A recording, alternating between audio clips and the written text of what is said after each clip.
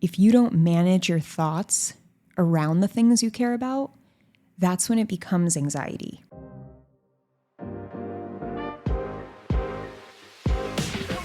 Welcome to What I Love About Sex, where some incredible guests and I, Steph Kanowski, will be bringing you the tools for improving your sex life with topics such as sex issues with your partner, sexual self-confidence, premature ejaculation, sexual shame, masturbation, sharing your fetishes, orgasmic pleasure, and more. Sex is still so taboo, and I personally believe that by improving our understanding and communication skills around sex, we can enhance our own self-pleasure as well as deepening our long-term romantic relationships. So listen in, try to stay open-minded, and let's get started.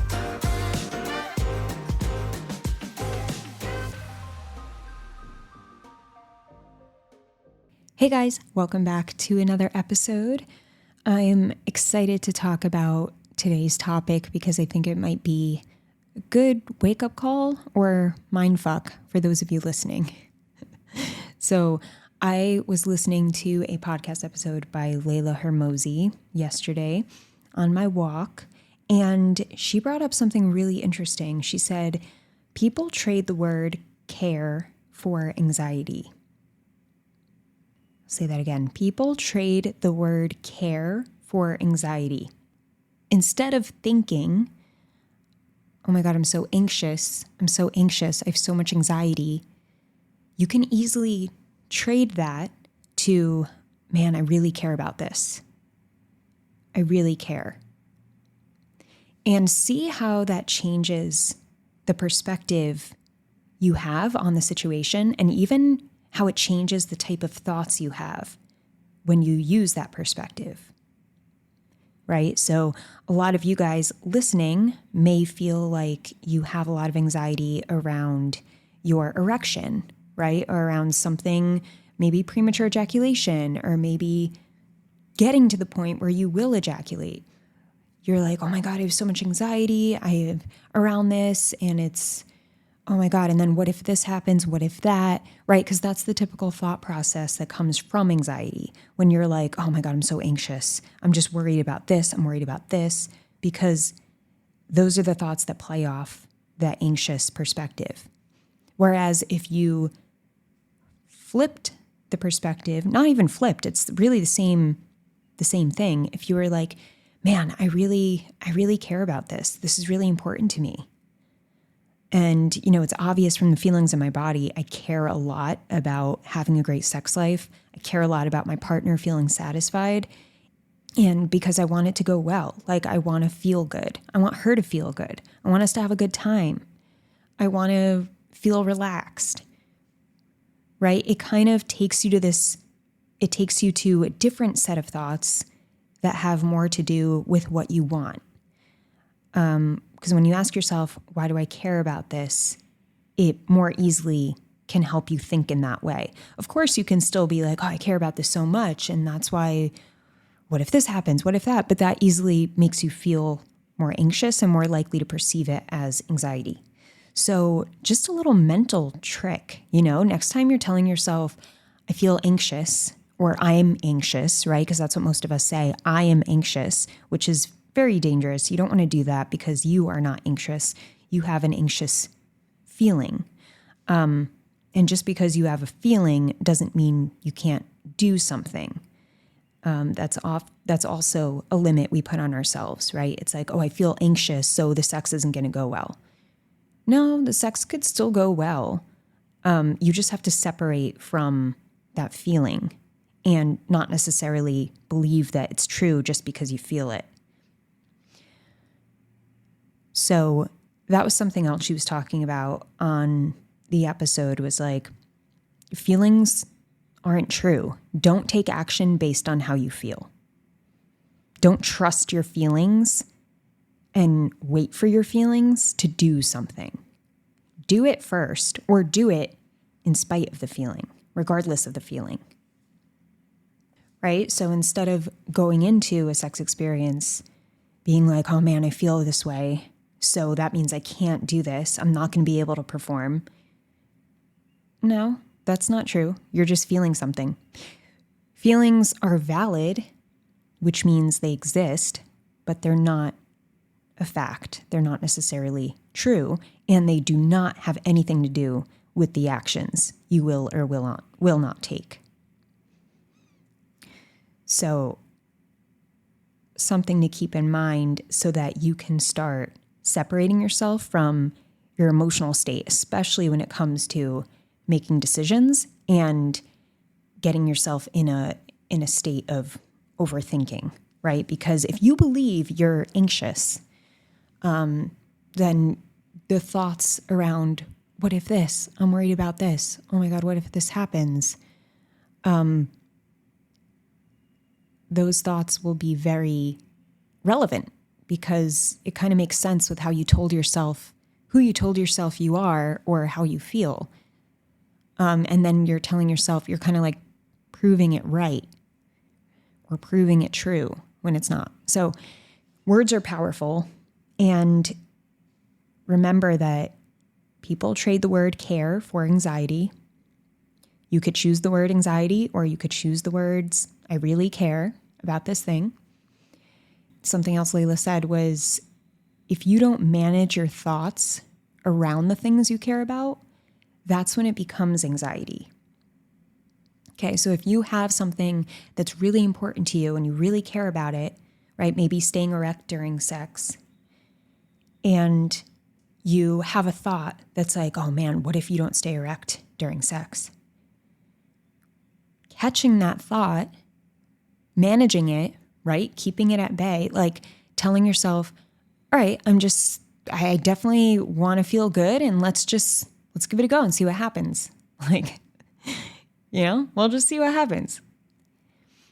When you take that moment of just going straight to keep it in the care perspective of like, yeah, I mean, it would be great to stay hard when I'm with her.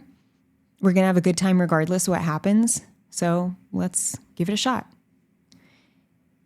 Then you stay in that frame of care, right?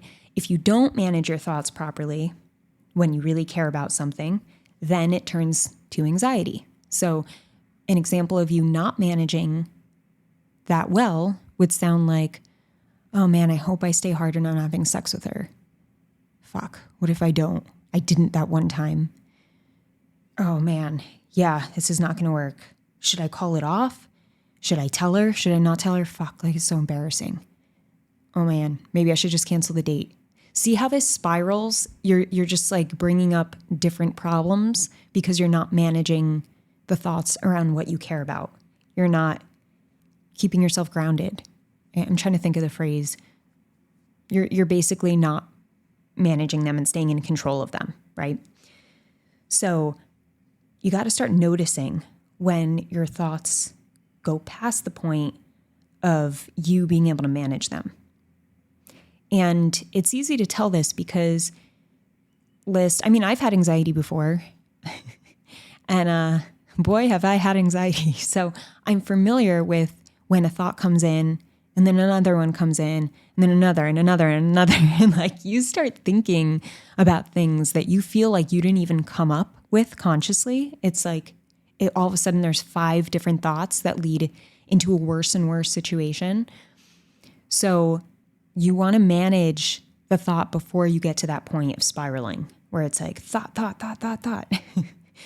And usually it's after the first or second thought. You want to be like, okay, I'm going to choose not to go there. I'm going to choose to focus on like why I really care about this, why this is so important to me, and what do I really want? I think the most empowering part of this is to remember that you are not anxious. Anxiety is not your identity. It is a feeling.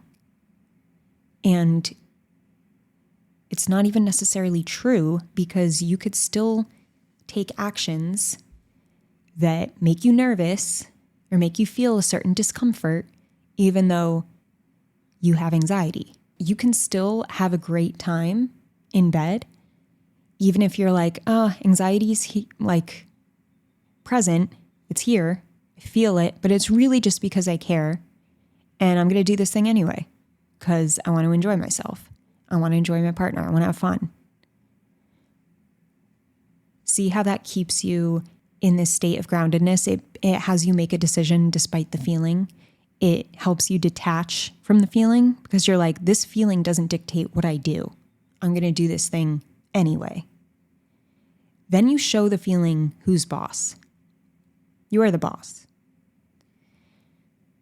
Right? So you gain more control when you realize your feelings aren't true.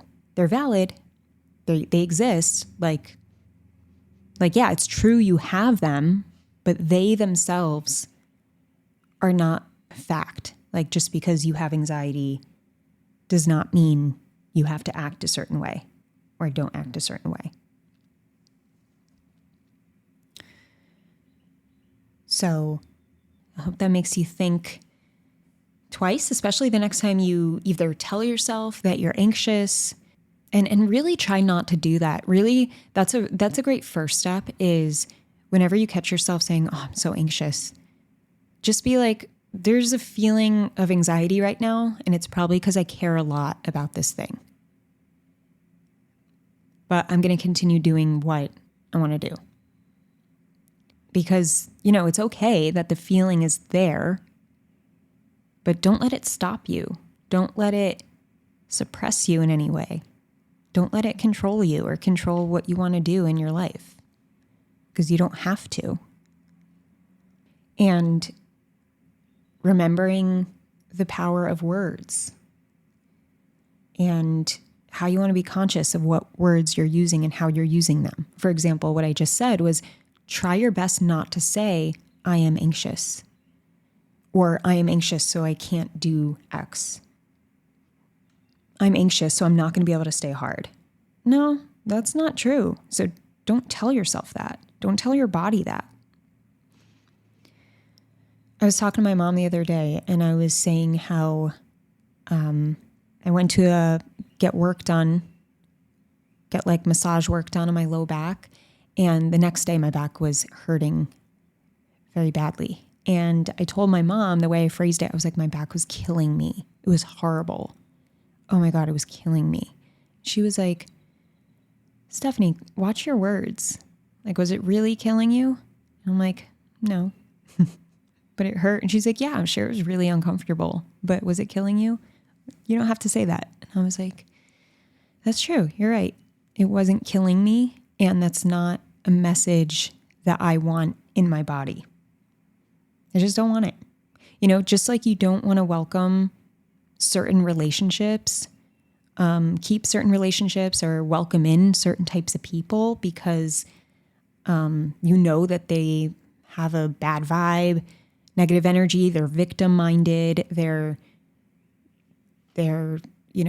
make excuses for everything. Like, just as you don't want those types of people, or hopefully you don't, in your life, you don't want to be that person for yourself either. Like, you don't want to talk in a way that's not necessary to you improving or feeling happy or growing, in a way that's positive and feels great. So you want to pay attention. It was crazy because even most of my life, I probably up until I was like mid-20s, I would always tell myself I was stupid. I would always say, oh, I'm so stupid. Yeah, I'm so stupid. And whenever I made any type of error in public, I'd just be like, yeah, I'm an idiot. I'm so stupid.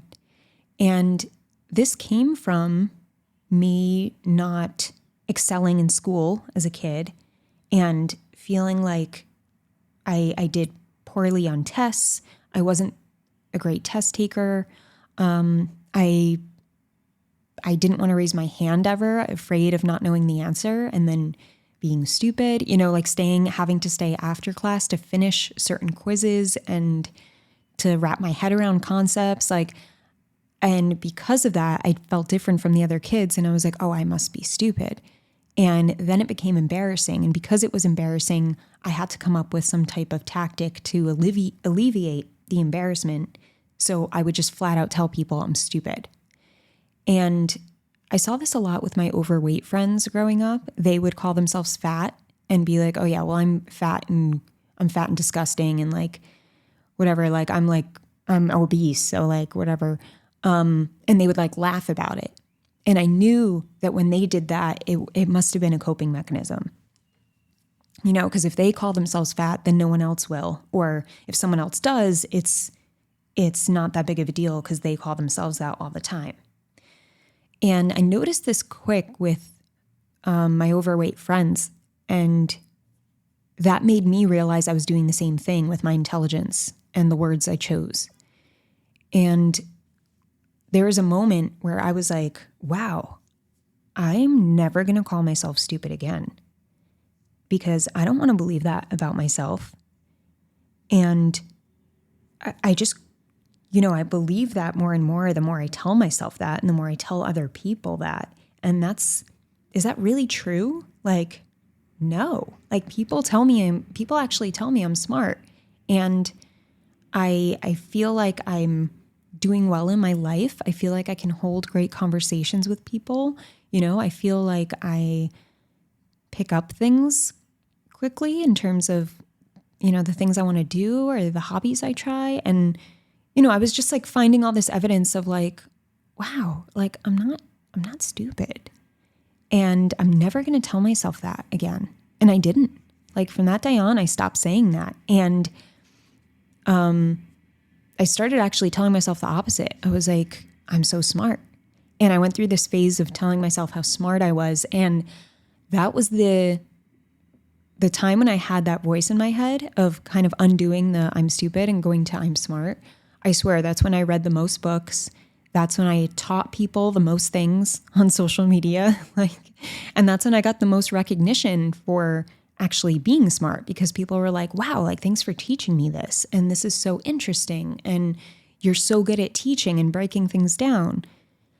So that's an example of how, you change your language, you actually change your life and you change the way you impact other people.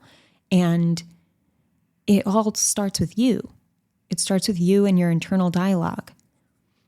And sometimes it helps to understand, why you say certain things to yourself, but it's also not necessary to do that.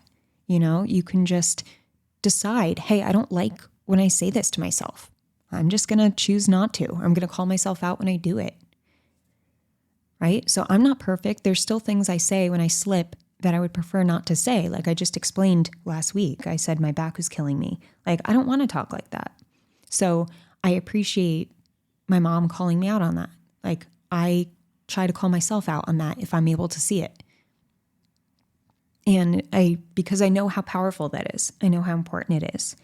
And I want you to know how important that is too, especially when you're in that place of doubting your body, feeling like you have to be perfect in bed. And by that, I mean perform.